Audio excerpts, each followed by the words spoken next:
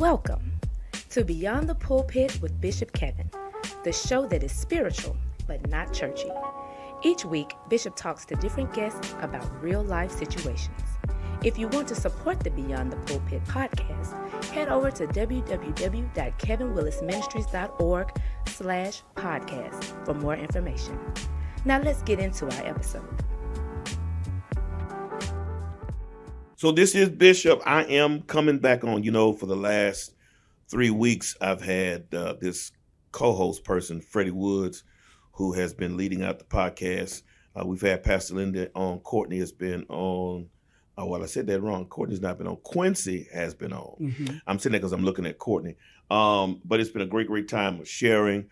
Pastor Linda's done a phenomenal job of talking us through 16 years, all the things that we've experienced as a church. And so it's been comical. It's been really, really funny in some places and really serious in some places.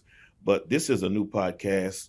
And today, one of my sons is on here with me, Cortney Richardson. And though he could have very easily been on either one of those podcasts and added some insight and laughter and all of that, he is on today. And we're not going to talk necessarily about New Life in as much as we got to talk about who he is and what he has done in his new profession as relates to his position. The boy is at the top of the ladder, and I think that's cool. You know my handle. We're spiritual, not churchy. Welcome to Beyond the Pulpit. It's going to be a good interview because Cortney is with us. I'm going to let him introduce himself to you, and then we're going to hit the highway with it. Cortney?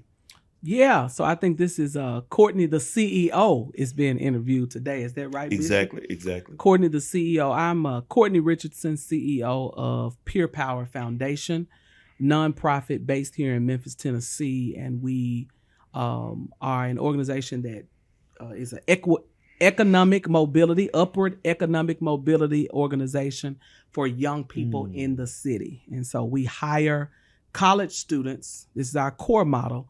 We hire college students to be tutors and mentors inside of public high school classrooms every day. So what makes the program unique is that we deploy those college students to be in classrooms with teachers. You hear a lot of tutoring programs that are after school or Saturday programs, but our core model is a during the day model. But we also hire high school students to tutor and mentor, secondary program to tutor and mentor middle school and elementary school students after school. Excellent program. The high school students get paid $15 an hour. Oh, wow. Which is a significant thing for our community. Oh, wow. Oftentimes these young people come from families where we looked at some paperwork. Some parents, 4 or 5 children make $20,000 an hour. $20,000 annually. So now that's nothing, right? And so now you're talking about giving high school students the opportunity to bring money even into their homes. Oh, wow. Right. Which is transformative for many of those families.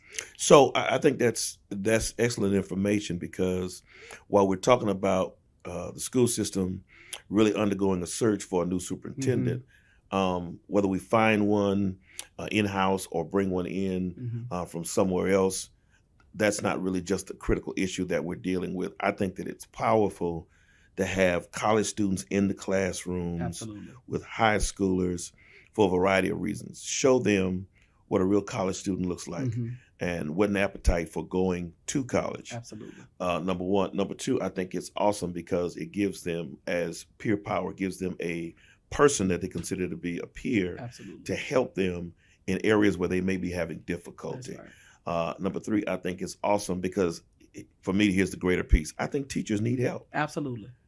Teachers are burnt out. Oh, I agree with that. There's high teacher turnover. You got people who are going into education because they're passionate about it, but then they see the nature. They do not stay. And that's sad. It is. It's really sad. So we're able to give teachers an extra person, an extra adult in the classroom who's not just there to grade papers or to be a classroom culture person. But no, these college students that we hire, they know the content, so they help move the needle academically. They know how to meet the social and emotional needs of the students who are from the inner city. So it's not just a college student that's coming in to be a mentor. They're coming in as a tutor as well, which is why we call them a success coach. I think it's great. Most people don't know that I actually was a substitute teacher in the Memphis school system. And I love kids. And anybody who knows me knows I have a great relationship with kids. And while I was teaching in the middle school, I had great relationship with the kids, but I crossed into some kids, some young men that I had difficulty with. And never shall forget, Cortney, I was in a hallway with a young man, ninth grader, and he basically wanted to fight me. And I'm trying to talk to him, reason with him, all of this good stuff. And this brother is about to throw punches. And the thing that crossed my mind is, and I want to be honest about it, how much is it going to cost me to get out of jail for killing this young man? Absolutely. But seriously, though, I had to bring myself to an awareness of he's a kid. Absolutely. He's acting like a man, and he looks like a man. But at the end of the day, he's still a kid. He's a kid. And then the other thing that had to filter through my mind is, okay, what's happening in his life with other adults that's making him challenge authority? So that got me out of a defense mode. Absolutely. And I'm not going to say what I want to say, but well, a whoop-ass mode. Let me just throw that in there. Absolutely. That got me out of that. Because when I started thinking about this young man, the first thought that crossed my mind is, I got kids older than this. Absolutely. And so I don't take this off my own kids. Certainly not going to be in a classroom. Yeah, I'm not taking this off. But the cool thing was, it did escalate. We were able to get it rounded out. And he came to me the next day, Cortney. And I thought I was going to have to kill him. But what happened was, he was hugging me. Absolutely. And crying on my shoulder. And so the first thought that crossed my mind is, I'm glad I didn't knock this kid out. Absolutely. Absolutely. Absolutely. I'm so glad. Because he was well on his way. He was on his way. No. He had arrived. No. He had arrived. It was just a matter of me opening the door. Absolutely. That's all it was. But I appreciated the fact, because it gave me an opportunity to have a face-to-face. To connect with them. A heart-to-heart. And the interesting piece is, because our young people are used to social media and gaming and computers, and that has become a parenting style. Certainly, the young people are not really used to connecting. They're not used to caring adults. So what you find is, young people, particularly our Black young men, who have not been taught how to even handle their emotions. But I never found out, to be honest with you, Cortney, why he was so angry. I know that he didn't have a father presence. Absolutely. Not present, but presence. And I mean by that, not just the biological dad, but no other man. No other man in his life. Absolutely. So there was no presence of male authority or anything to model. But I still didn't understand what angered him. Certain, and that's enough to make you. I understand that. But I think that his aggression came out of the fact of, I'm having difficulty with the subject matter. Absolutely. And so let me be disruptive instead of ask for help. And then you probably tried to hold him accountable. Well, I'm gonna have to think about all that happened, because it just seemed for me, according to kind of just out of the clear blue sky, because he wasn't doing anything wrong, and he was in my class. And it may have very well been that he was either late to class or something crazy, but none of the kids really came into class on time. That didn't bother me. I just wanted to go through material with them, help them, and had a joy for it. Really loved it and enjoyed it. But he was angry. Yeah, and that's interesting, because what you're saying, and it's what a lot of teachers say, I'm trying to go through this content. What is it that I said, or what is it that happened in this room that triggered you to this degree, but you can be that made you though. Anger? He could be absolutely. Yeah. There's so many things that could have happened. He didn't know the content. And he didn't. He didn't. If you didn't know the content, but then, not that you just called on him, right? But if his friends are recognizing, or the people in the classroom recognize he doesn't know the content. And you also have a substitute teacher who's putting structure to this classroom. You're not used to that structure. Not by a substitute teacher. Not by a substitute teacher. No. And you may not be used to a strong male being in that class. And that's very true, too. So in our community with these boys, right? Certainly. They think they're men. Yeah. So when you have a man that comes in that tries to hold you accountable or set something, you're going to step to me. Certainly. Yeah. Like we man to man. Yeah, no, the truth is, yeah, no, we're not. We are not man to man. No. So even the way you handled him gave him a lesson on what manhood looks like. Well, it was enlightening for me. It reminded me instantly, Cortney, that although I love kids and kids love me, the environment out of which that love surfaces is a controlled environment. Yeah, yeah. And so that's different, Mm-hmm. When it's at church versus when it's in that kind of setting. Absolutely. It doesn't matter that kids are attracted to you in terms of being a person that they can relate to, and all these wonderful. Mm-hmm. At the end of the day, it's a different environment. It's a different environment. You know which kids I always told them to give me? I wanted the bad ones. Really? I wanted them to give me the kids, the young men particularly, who gave everybody else a problem. I can see that. Because I recognized that, one, what teachers don't have time to do is really get down to the bottom of it. Because you got 30 students in the classroom. Certainly. And you got to move your content. And your paycheck, your raise, your success as a teacher is tied to the academic performance of students. Mm-hmm. You have to decide which students you're going to give attention to. And sometimes it's just hard. Easier to move those students away. Out of the way, yes. So sometimes I would just walk down the hallway, and at the beginning of class, if a young man was late to class, I would take that I would take that young man into my office. I'd have a conversation with him, have a conversation about why are you late, and then why are you mad that the teacher is holding you accountable because you are late, yes, right? Or I would walk down the hallway in the middle of the classes and see who has been put out of the class and sent to the office, but the students would try to skip for that whole period. Certainly. And then just go to the next class on time. Certainly. So I would identify those students, bring them into my office, and I have a conversation. Sometimes there was a young man who went to a church here in town. I knew he was a church boy, but he couldn't read. So I recognized how to connect with him. He did mime at his church. Oh, wow. Right? I asked him to then take a gospel song that he loved, that he mimed to, and I printed it off and said, now annotate that song. Because then you have to meet them at a place of passion for them, which a lot of times that's also what the young people have not had anybody to do. Wow. Well, to help them discover even their passion. Well, I think it's great. I think that teachers need the help. I think that kind of support from peer power is incredible, because nobody misses attention. Like, even the difficult kids are getting attention, while the other kids who are in that class who are not causing trouble, not in the way, and they get a chance to participate in quality learning. Yeah. But the fact that we are losing teachers hurts my heart, because America, in terms of where we fall on the spectrum in terms of education quality in the world, we're not high up. We're not high up. Embarrassingly low, if I might add. Absolutely. Now, if we deal with consumerism, we're at the top of the list. We at the top. But if you're talking about education, low. And considering the fact that we're having these conversations about AI, and how that's going to affect the world, and the critical disasters that are going to seemingly come into effect because of that, if you're not higher on the totem pole in terms of education, you're in trouble. And then Bishop Jake said something the other day that was just phenomenal. He said that we are not positioning our children to be successful.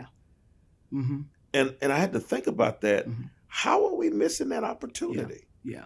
When we start talking about exposure and the baseline of education, right? Making sure our children can simply read, making sure they can reason, putting them in those situations where they can connect the dots themselves, right?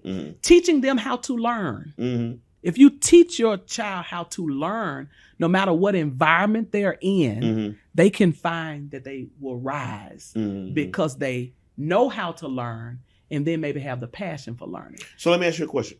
Where have you been, and I'm asking this on purpose, where have you been in the world? Places. Where have you been in the world? Wow. I've gone to Japan. I've gone to Germany. I've gone to Singapore, which I absolutely love. Did you really? Singapore was great things about love Singapore. Singapore. Top education in the world. Really? Cleanest country in the world. Did not know that. You can eat off of the public ground in Singapore. Oh my. Right? Oh you my. can't chew gum in Singapore. Is that right? That's how much of a stickler they are. They don't have a lot of black folks there. It ain't. They got colored folk, but it ain't black folk. No. Where else? Spain? Did I say Spain? Mm-mm. Been to Spain. I think I said China. Yeah. Those are some of the countries I've been So to. how did that widen your capacity in terms of just everything? Wow. By visiting these different countries. You know, one of my mentors, Mama T is what I call her. When I was getting ready, the summer before my 11th grade school year, I had the opportunity to go to Providence, Rhode Island to boarding school for a summer. Oh, wow. And she said to me, this was my first time, going far away from home, Memphis boy. She said to me, getting ready to go to that trip, she said, Cortney, once your mind is expanded, it can never go back. That is so true. And so I'm coming back around. On that trip, there were children who were from Italy. There were children who were from Turkey, folk from all over the world there at that camp. And I began to imagine the world from different perspectives. You know, now mind you, I'm this church boy, Baptist church boy, rigid theology. All I knew was Jesus. Nothing. So that's the worldview I had. My worldview started to expand. I started to what really started to happen, and this is what I like to look for in life is I like to look for the common thread in humanity. So at that time, I started to identify differences, but also identify the common threads of humanity. So as I have gone around the world, I'll see in Japan what pain looks like to them, what pain means to them, and how they process it. And then I'm able to see where their source of joy is. What does joy look like for them? And so being able to study humanity in its actual context, and then after going or before going, looking at the historic nature, like how did Japan become a society that worked so hard that they literally almost worked themselves to death? Like on trains in Japan, people who are going to and from work, crowded trains, sometimes people drop dead on the train. Oh, wow. Because they're a workaholic. They're a workaholic culture. Oh, wow. Well, if we know the history of war, oh, certainly, you're just 2 generations removed from folks who remember when their country was at war. Oh, wow. So all they knew was that we're going to work hard. We're going to work hard. Oh, wow. Which is why in Japan, if there's remember when the DeSoto Bridge went down? Okay. In Memphis? Okay. In Japan, if a bridge goes down, it's only down a week.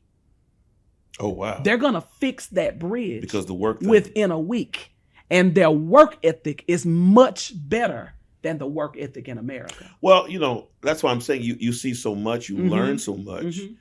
It widens the capacity of your life so much. Yeah. We got a young member in our church, Micaiah Fields. She spent a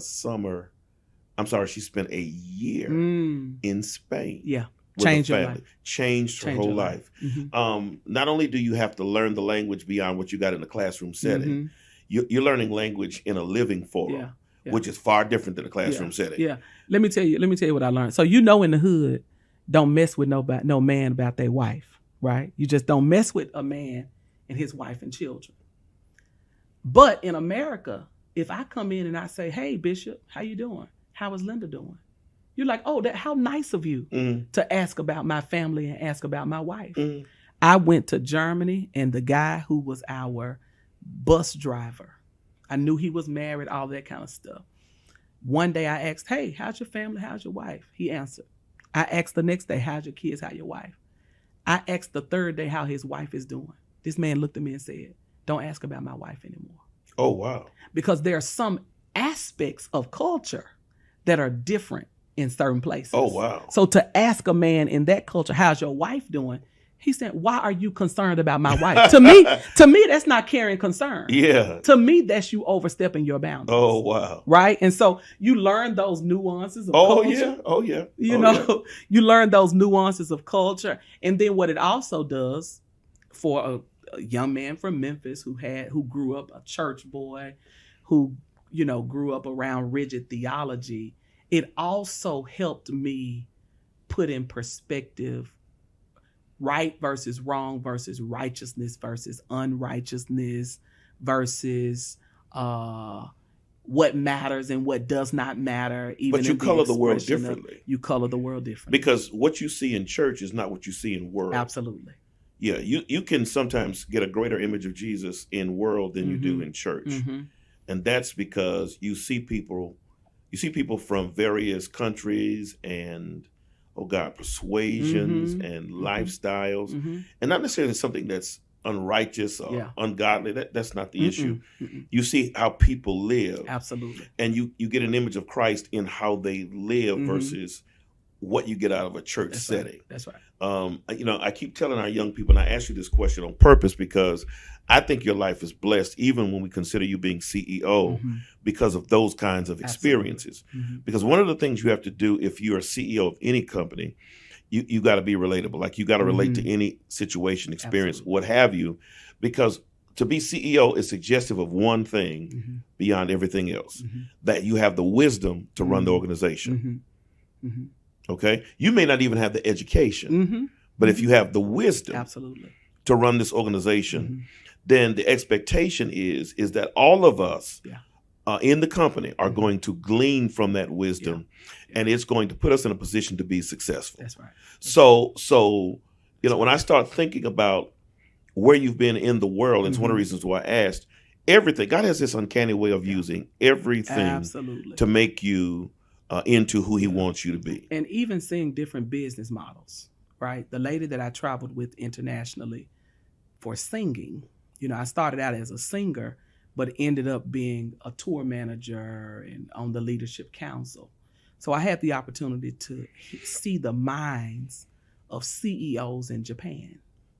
Totally different. Totally different minds, totally different approach to teamwork, totally different approach to how you assign tasks. Oh, yeah. Totally different approach, right? But then you get these nuggets, right, that you learn. So that you say, oh, now this works no matter where you are. Certainly. So for instance, we were touring and we had a tour man. I wasn't the tour manager on this tour. No, I was the tour manager. I wasn't the MD. And so the MD was able to choose music, right? Choose the songs for the particular concert. Well, the MD chose music and the crowd loved it. Okay. But the promoter, who was the person that booked the contract, that's not the music that he wanted. Oh, wow. The MD or the company to choose. Oh, wow. So you will leave thinking that the applause of people means that you did a great job. Wow. But the people were not the promoters who actually booked you. Oh, wow. You got to make sure you keep your attention Certainly. at the right place. Certainly. And not being taken away just because people gave you applause. Certainly. And so just even in that, you learn that this is a leadership principle, or this is a concept to take in arenas no matter where you are. If I go sing at a church and the pastor asks me to sing a biblically based song, like the Corinthian song, but I go in and realize this is a praise and worship culture, I can't go in and sing praise and worship. Certainly. And get the applause of that pastor's people. Certainly. Because that pastor asked me to come in and sing the Corinthian song. And you won't be back again. And I won't be back again. Which means from a business perspective, your money gonna get cut off. Yeah. Because the people, yeah. The people pay for the tickets. But which goes to the promoter. Yeah, but the promoter books you. Yeah, if you're not booked, you ain't. Absolutely. Yeah. Well, I think that one of the things I would love to do is get black kids out of this country. Yeah. To get them on foreign soil. And I'm not talking about your Jamaicas and I ain't talking about for vacation. Yeah. No. I'm talking about to see how the world really lives. Yeah. And I guess this also helps being the CEO, and you're a CEO as well. We thrive on partnerships. Mhm. So I would love to explore what it looks like for us to partner with having maybe some youth from the church, some youth from Peer Power, I think that's important. and us go on an international trip somewhere. I would love it. I think that what it does, Vicky, former member of our church, her mom, Kim, was a member, got married, moved to Chicago. Her sister is still, I think, a member of our church. I'm not sure. Went to Germany, Mm-hmm. interned with at the Capitol, Yeah. with House of Representatives, but her travel abroad changed her life. Yeah. And I think that it is so important Mm-hmm. to widen the capacity of our young people. I think that when kids start to see Yeah.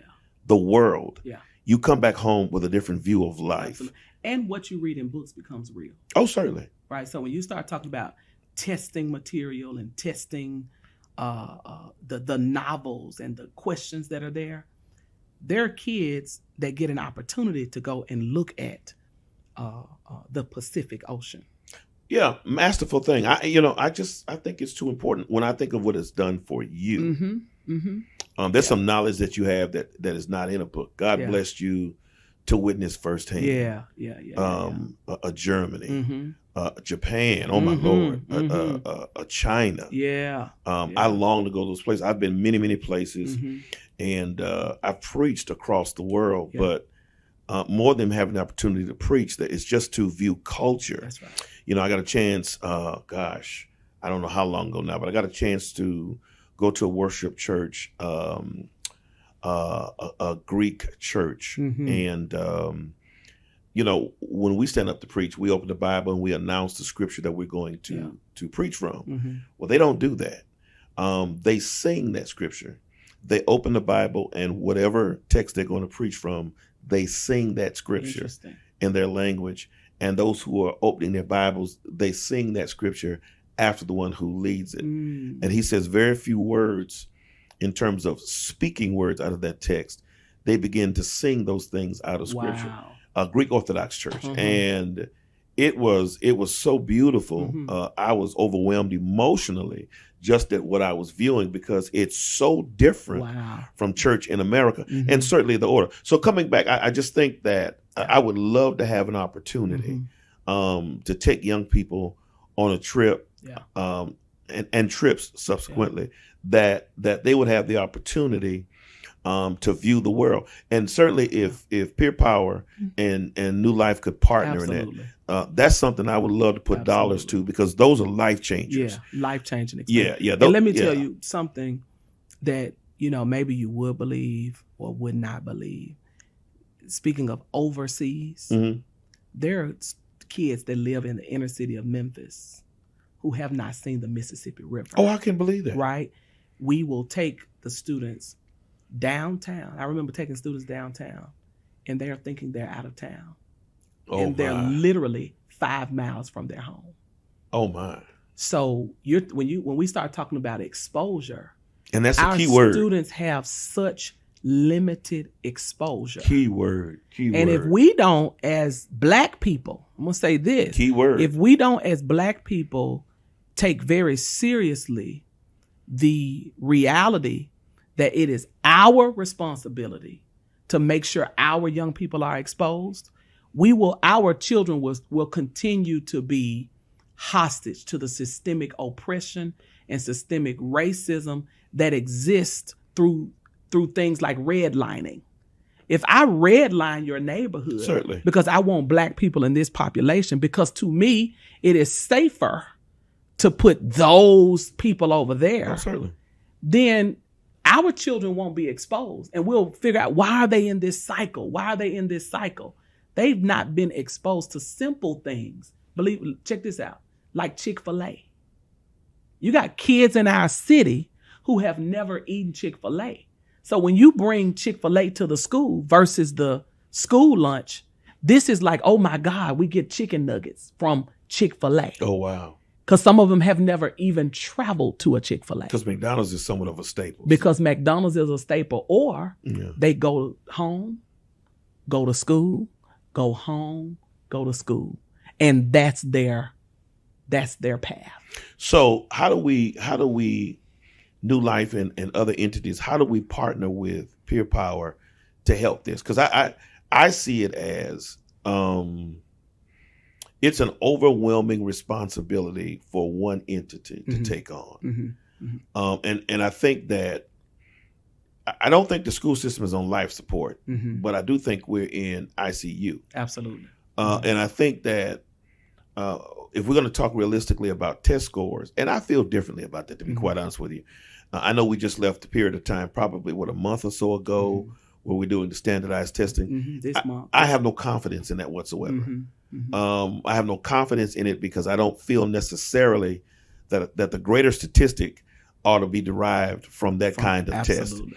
I think that we need to come up with other systems of measure or measurement, let me say, whereby we can determine what these kids know and don't know. Yeah. To that point, I think, and you asked the question about how can churches and entities partner with Peer Power. One, I think lending your voice to say things like what you just said, like our children should not be, or their success should not be minimized to a test score. And I know that's about money. Yeah, we have to find other ways to determine the success or value, or even help our young people determine their own value. The other piece is, Peer Power, the Sunday of Hope, the Day of Hope. Certainly. For St. Jude. Certainly. I would really love to create a Peer Power Sunday at churches. I'm in favor where of that. Churches can hear about Peer Power and hear about the impact and support the work that we do, so that we can continue to expand to all of the high schools in Memphis and not just the 12 out of the 20 plus schools that we have. So to that understanding, because I just finished getting my certification for nonprofit as a nonprofit counselor. So is Peer Power in a position to receive donorship? Absolutely. We are in position to receive donors, monthly donors, one-time donations, and even to partner with corporations and churches, where if there's an education initiative that you want to launch, you can launch that education initiative through Peer Power. Well, I think that's phenomenal. And I can tell you right now, we can get with Quincy, he's in the room, and put together a commercial for Peer Power. And perfect. And we can provide you B-roll and content. And in the month of October or so, September, October, put on a Peer Power Sunday and bring in people. Absolutely. We still have worship the way we worship, but make that the feature. Do things in the lobby that really speak to who you are, and give people an opportunity to be donors. You're going to run into some people who may not be able to give a whole lot, but it doesn't matter. A little bit, the founder of Danny Thomas of St. Jude, he said he would rather have 1 million people give $1 instead of one person give $1 million. Certainly. Because that goes a long way. Certainly. The message goes a long Certainly. way. And so we take monthly donations. Interesting part is one of our success coaches, who's a college student. She's the first. Mira George is her name. She became our first active college student monthly donor. And she gives just at like $5.70. But every month she gives that because she said, I believe in the mission of the organization. And to me, that's incredible. Isn't that amazing? We will, I promise you that. We will do that. We'll set that to calendar and get to working. And let me thank you as well, because Peer Power, New Life has supported Peer Power in the past through our annual Big River Crossing half marathon and 5K. This year we're doing half marathon, 10K, and a 1 mile fun walk run on the first Saturday in November. And so last year Peer Power was a stage sponsor. So we appreciate that support and the ongoing support as well. I believe in it. And while I appreciate the fact that you are CEO, and I think that's phenomenal, I think what's most important is that you all are doing great things. Yes, sir. To be in that classroom is phenomenal, because again, that teacher needs help. The school system needs help, and you need every point and image of success that you can put your hands on to say to kids beyond the classroom, this is what you can do. And it's interesting because one of the kids talked about the power of having a peer there, a college student. He said, I can see it in my head, but having a college student in front of me, it gives me that picture. And not only do I see it in my head, I actually see in real life that I can be what I envision. And that's the piece I'm after. Yeah. I want you to believe that you have a right to go to college. So we can deal with the money later. We can deal with the scholarships. Absolutely. We got to start at the place of, no. I see myself going to college. Like that's who I am. That's the experience I'm supposed to have. Going to college. And then here's another piece that I really believe is a great place of partnership for peer power, the education industry and churches. Reimagining what youth ministries look like. Certainly. So churches have vibrant youth ministries, right? So what does it look like for churches to be the host sites for dual enrollment classes or courses that allows high school students to get certifications? Oh, wow. So that by the time they graduate, when they graduate, they'll be a certified electrician. They'll be a certified whatever it is, certified in air conditioning and heating. Oh, wow. Right? You can teach a real estate course to students who are in high school, and then they can take the class once they become 18 or once they graduate. And at 18, you're a licensed real estate agent. Oh, yeah. So there's low-hanging fruit like that exists. That the truth is our economy is built based off people with degrees as well as people who have certifications and licensures that really you can make a living. Forklift driving. You know, what happens if a church says to all of the young boys at their church that we're going to bring a forklift operator course to the church for our youth ministry? You ought to just take it for taking its sake. Absolutely. To know how to do it. Take it. And then not only at that time do you go and work at Amazon to throw boxes, you're now going to go work at Amazon or Nike or some of the Memphis is the logistics capital of the world. You're going now as a certified forklift operator, which means the amount of money you can make is much more than the money you'll make going to work at McDonald's. So if you didn't know how to do anything else, you at least have that certification because you got that experience. Awesome stuff. Yeah. So let's turn the corner. Talk to me about the path from being that in-house counselor to becoming CEO. Because first of all, I don't know of anybody who's done anything like that. Like I don't know anybody who started out, and I don't say the bottom, but let's just be honest about it. Yeah. As a counselor in a classroom and ends up being the CEO of the company. While I think that's great, it's unusual. We'll call it even a phenom because that normally doesn't happen. What's that been for you? Oh, well, you know, the beginning was I was in the 10th grade when I started working with Peer Power as a high school student. And at the time, East High, which is the school I graduated from, was a failing school. We were failing. We had an optional program and all of that, but East had seen glory days, and our glory days were weaning, like they were fading. And then our founder wanted to intervene, Charlie McVeigh, businessman, who realized that the public education system is in crisis. And if the public education system is the largest producer of our workforce, but the public education system is not producing workforce-ready individuals, then we got a problem here. So he said, let's identify the upper end of inner city youth, those that excel, right? Those who succeed in this environment, regardless of where they come from. I was chosen to be one of those in 10th grade, and it was fun. It was competitive. We competed. We wanted to create an academic environment. We wanted to create a competitive academic environment for students who were not in honors classes or AP classes. Oh, wow. Right? Oh, wow. If the only competition you see in high school is honors classes, AP classes, and in sports. But students who take regular classes, it's no competition there. So we created competition around those courses. So started out in 10th grade working for the company with my friends. It was a job. We were being paid $10 an hour back then in 2004. So, we really thought we were doing something. Had no idea that I would be with Peer Power this long. It's the only job you've ever had. In fact, it's the only quote unquote real job that I've ever had. But the model that we have now didn't even exist back then. Oh, wow. So when you start talking about seeing yourself at that point where I am today, we didn't even have the model that we have. We were just a high school model. So then we started graduating. The high school tutors started graduating and going to college. And we had an after school tutoring program.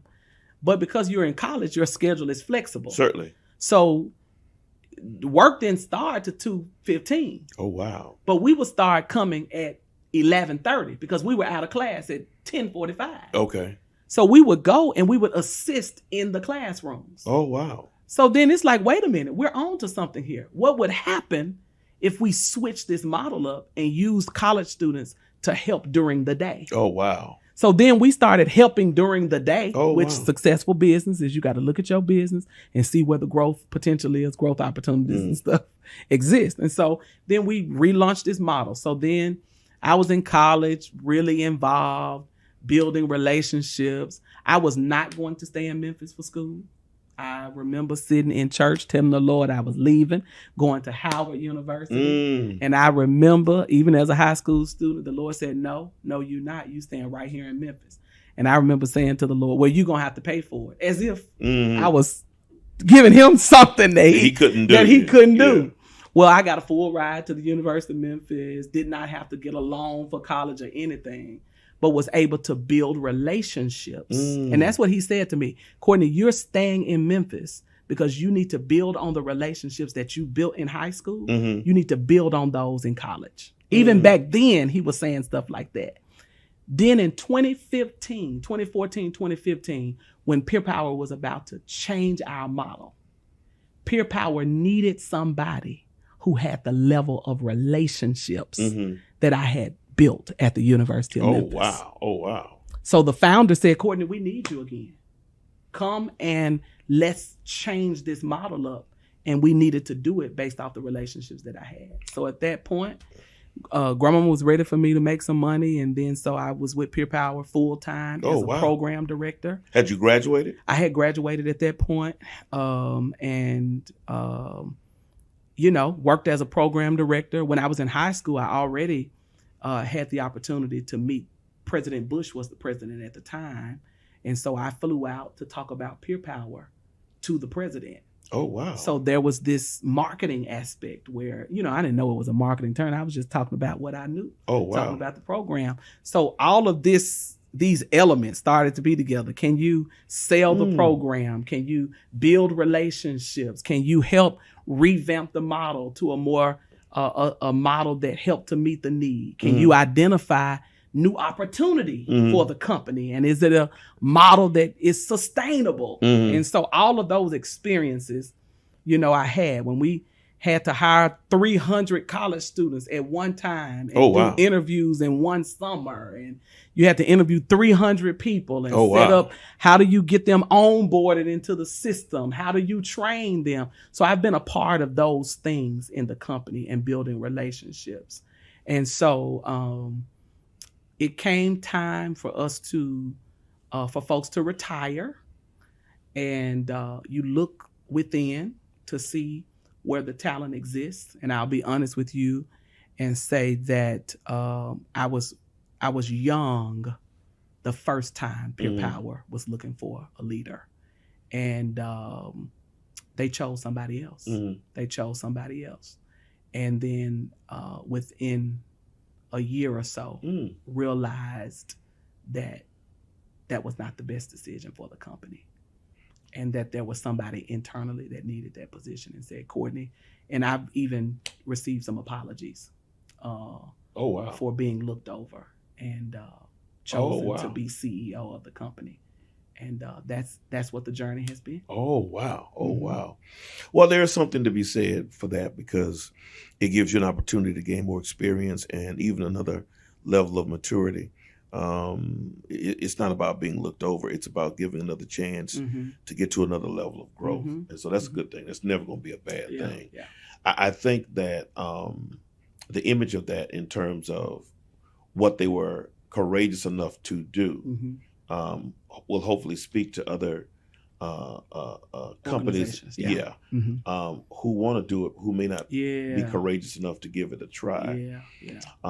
Again, that CEO seat speaks to wisdom and what it takes to drive an organization, and what it means to have that one person sitting in that seat who believes beyond anything else that this is an organization that is successful, who believes in the vision and the service of it, and who can promote it, because the people who work for you are never going to do it if they don't see it coming from you. So I think that's important. And that's an interesting notion, because it ain't but one number one seat. So when people say it's lonely at the top, it's not lonely in the sense of... But you've had those kinds of experiences. I've had those experiences already. Certainly. Though. But you are supposed to have a different vision, of course, for your organization and experiences. And experiences. Yeah. You're supposed to see the organization different than anybody else first in the organization. Now, then it's your job as the leader to make sure that vision permeates throughout the organization. Well, certainly, but when you start talking about becoming CEO and you've arisen from rank and file and through the system to reach the point of being CEO, all the people you've connected with, worked for. I'll even make you laugh and say worked through. That becomes now a totally different issue as you are the senior person. Because you have to administrate people. Absolutely. You have to make decisions for their livelihood. What's most important is the life of peer power. Because if peer power loses its life, ain't nobody got a job. Being able to discipline and administrate that authority in such a way where we're going to have relationship, but that relationship is secondary to the mission of this organization. That's different. And people don't always understand that, because while they celebrate the fact that you have arisen to the top, unfortunately, people have this idea that your going higher means they went higher too. And there's nothing bad with that unless they get to a place of entitlement where, because you've gone up, I automatically can slack and do, no. You got to do your job. Or everybody want a raise. All of a sudden, and everybody want, the stories are abundant with where people want to change their own titles and have this idea and this idea on. And you got to be strong. Interesting. Absolutely. You got to be strong. Absolutely. You got to move within the span of that authority to make sure they understand, like, look, this is not personal, as Quincy loves to say, this is business. And let me say that in navigating to this position, what I am thankful for is that in many aspects, I've had, while I've not been in the position, I've been number 2 in places where I've been able to see leaders navigate these tricky waters. And I've had first row seat. You got to know how. Seeing you and Dr. Linda. You got to know how. Navigate certain transitions even at the church. And how do you, and people think things are simple. How do you get the church to embrace going to 2 services, parking in a smaller parking lot, right? And all of the moving parts associated with that. One would think it is just as easy as standing up and saying, this is what's going to happen. But the meetings that go into that, caring for the people who have to create the systems and then execute and not lead, just saying, look, this is what we're doing, period, having the grace to do that. Seeing you navigate that and many of those transitions has been when there's not a book I can refer to, there are people like you that I could say, how did Bishop steer the yacht of new life while I'm trying to steer the yacht Yeah. of peer power. Well, interestingly enough, the cool thing about my responsibility is that I've got generations of pastors in my life, and you have the opportunity to glean from those experiences. My dad was, in my opinion, a phenomenal pastor and preacher. My dad's church at one point was 9,000 members strong. Wow. And my dad was able to talk the city of Los Angeles because, we're repairing a parking lot now. If my dad's church had even a facsimile of this, he would have been happy. There was no parking lot to my dad's church at all, not one. Like, not 3 cars. So what my dad convinced the city to do was to block off 4 major streets so that the members from 7 in the morning until 2 in the afternoon could park in the street, and the police would not allow you to drive down those streets. And he did it very lovingly, and he never paid a dime to do it. It was strictly done on the strength of his personality. Wow. With a white mayor who just loved him. Wow. And I keep telling that mayor loved black people, but for some reason he loved that old man. Absolutely. And so I've watched those kind of situations where, my dad was able to use his authority in a way where it always said to people, I'm making decisions because I'm for you. And it worked incredibly well for him. My stepfather pastored a church not quite as large. In fact, at its best, maybe 300 people. Maybe 300 people. But those gentlemen had the skill to lead people. Whether we're talking 9,000, 300, doesn't matter. If you're a leader, you're a leader. So you have to glean from those experiences. But I think what you're able to do is nothing short of what anything we're talking about or any personality has done.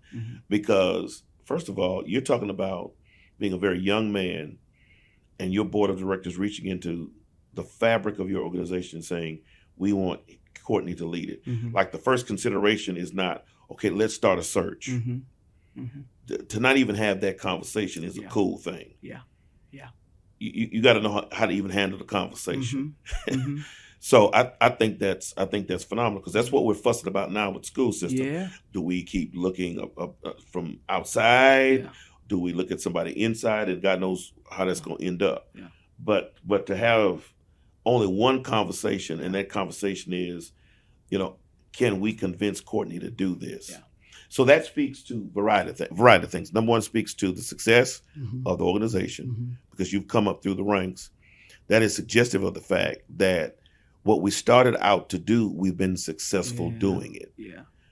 Because we're not talking about somebody outside, we're talking about somebody from the inside, which means what we started with when he was in the 10th grade, obviously we fulfilled that assignment. Because we can put our hands on him and say, you know what? Nobody's going to represent us better than him. He's the first. And I think all of that is positive. And so what it does is it gives support to your leadership now, because you don't lead as one who's coming into an organization that you got to get to know. If you don't know it, something's really wrong. Listen. So it puts you in a position now where people start talking to you about raises and all that other stuff. You're able to give to it a different judgment, because you can say to people, I've worked through this. Yeah. Were you working through what you're working? I've done this. And so it gives you perspective, and I think that's cool. And I think you're going to do a great job. Thank you. You're blessed because you get a chance to make decisions about where the organization goes next. Which is really cool, because you're setting up whoever your successor is going to be for success by saying, wow, we've done this incredibly well. I've come out of that system and it is phenomenal. While we are presently doing this, where do we take this organization next? Because if you're in leadership, centrally the leader, and you're not thinking past your own life, you are not a good leader. Absolutely. The first week you are not a good leader. The first week I got into the position, Regions Bank actually called, because they're one of our donors, to do an interview. And they asked about the organization. And of course, just like you, talked about somebody being in an organization. It must be great that you came up through the ranks. I said to them at that time, but I came in day one looking for my successor, because you have to be intentional, just like Bill Sainert was, about putting your hand on the person who will lead the organization and take it to the next place. And then to your point, they ask, where's the organization going to go? If a model works, you can duplicate that model in different markets. Certainly. Right? Certainly. And so we're ready to take this thing national. Oh, wow. Right? We recognize that the model that we created is a franchisable model. And it works. And when we go and talk about it, they say, oh, we need that here. And I tell them what the model is, right? And what the recipe is, rather. And if you have those things, we will be a nationally named and acclaimed organization under my leadership. And that's what you got to do. We will be. And That's I'm what you gotta excited do. about it. I'm really excited about it, Bishop. That's what you got to do. You got to have that in your view, because people are counting on you for vision. And people are counting on you not only to see it, but to put structure to it so it can become a reality. And that's when you're leading the way you're supposed to lead. When we move things from off the table to a point where they are now visible, they're in front of us. And what you keep seeing is what Jakes is saying. For every step you take, there's always another step to take. Yeah, that's good. And so somebody said, well, when do you stop taking steps? Well, if you're really leading right, you never stop taking steps. Now, there's a point at which you plateau, but usually when we start talking about areas where we're plateauing, it's where the next person gets off and the next person gets on. That's good. Yeah. So at the point at which you plateau, that's where you step out of leadership and somebody else steps in. And guess what? They start all over again, taking steps. Yeah. You know, it's a biblical principle. When Moses took his last step, Joshua started taking steps. That's right. There's a point at which Moses plateaued. Yeah. Joshua was right there. There is a point in New Testament scripture where Jesus plateaued, and the disciples started taking steps. Yeah. Yeah. And so, if the Lord can do it, Yeah. anybody ought to be able to do it. Yeah.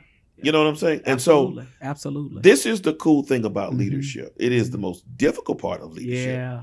Yeah. Because this is not the ego. Well, it is the ego part that you have to deal with. And I think about that even now at 60 years of age and in this 16th year. Yeah.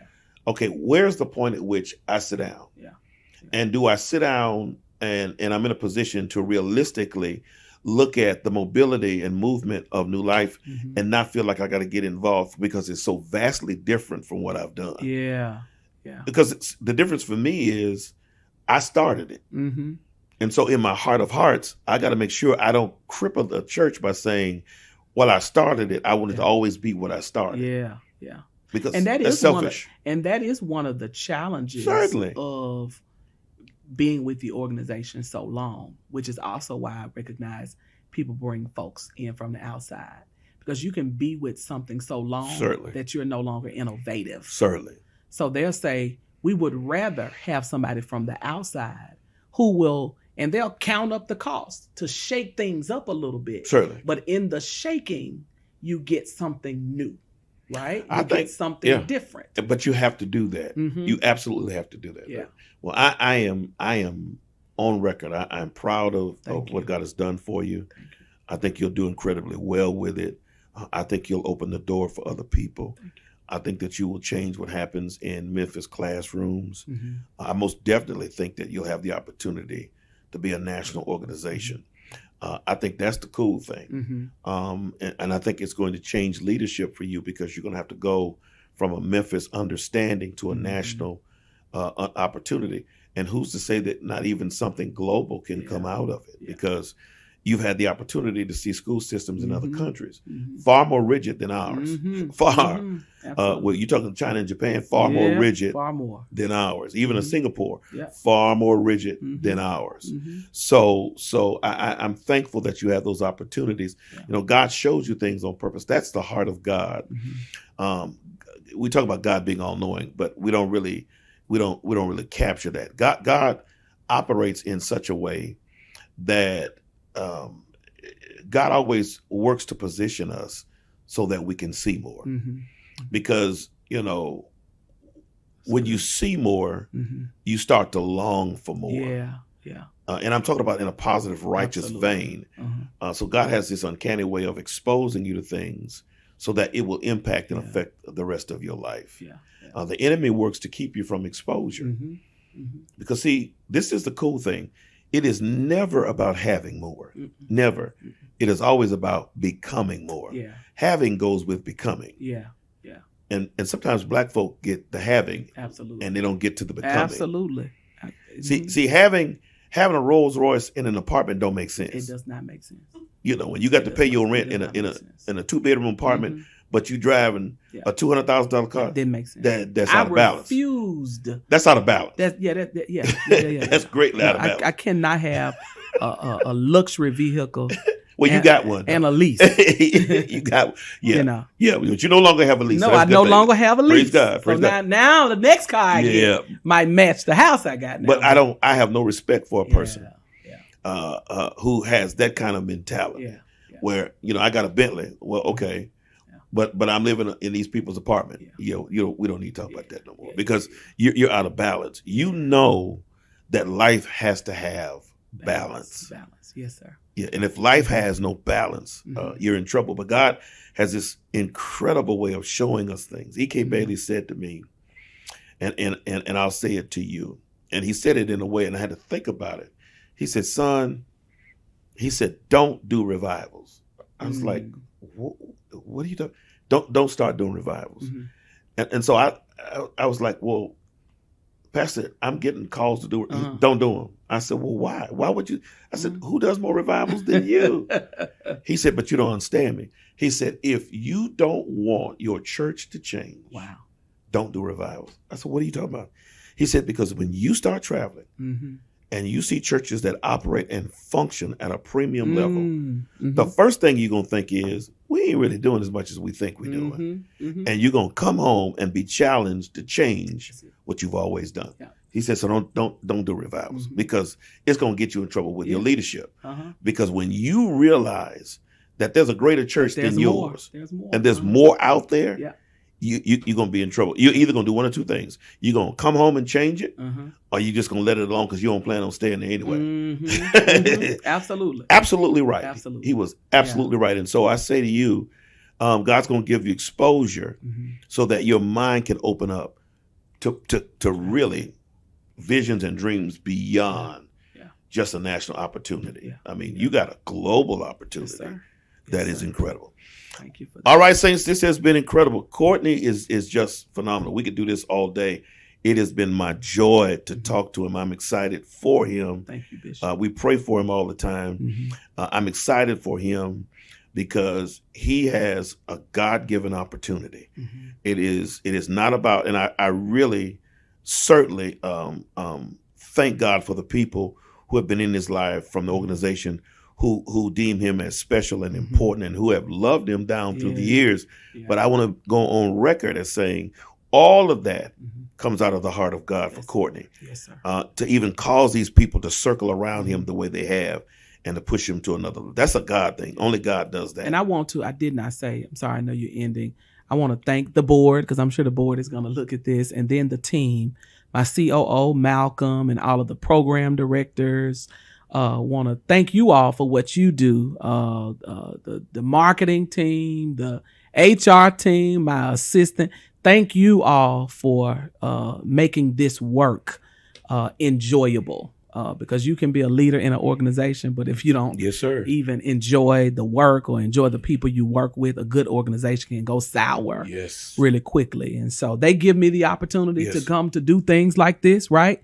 To talk about the organization while they are running the organization. So I thank you all for letting me be me, And that's a cool and thing. thank you for having me. Oh, no. Love to come back. My joy. It's a cool thing. We seriously, as we end, look forward to the partnership with Peer Power. And I mean that sincerely, not just the day, because we can do the day. That's easy. But where do we go from the day that we celebrate? I'm really, as I sit here, excited about a conversation that would allow us to take young people out of the United States and to show them what life is like in another country, because you come back home thinking, I've got a greater life. Even though there's some surface things, I've got a greater life. But there's so many things I need to get to. Yeah. And I think if we open kids' eyes, it'll change families. Yeah. Yeah. You know? So, absolutely. You can fundraise around it. Where you want to take them to Africa? We can talk about it. I'm ready. I want to go wherever we can go because I think that's a powerful trip. I think that's to see people your color. Yeah. Because our understanding of Africa is that they don't live the lives that we live. You'll go to places in Africa, names of which you cannot pronounce, and you will be amazed at how people are living in Africa. So I want to do that. I just think that's phenomenal stuff. All right, this is Bishop. I'm on my way out of here. Has this not been cool? I have just enjoyed this to the highest. And we'll do it again. I think there's so much more to talk to Cortney about. But you know my handle, we're spiritual, not churchy. We are out of here. Thanks for listening to Beyond the Pulpit with Bishop Kevin. If you enjoyed this conversation, please be sure to like and leave a review wherever you get your podcasts. To stay connected with Bishop and Beyond the Pulpit podcast, follow at Beyond the Pulpit the podcast on all social media platforms. See you next week.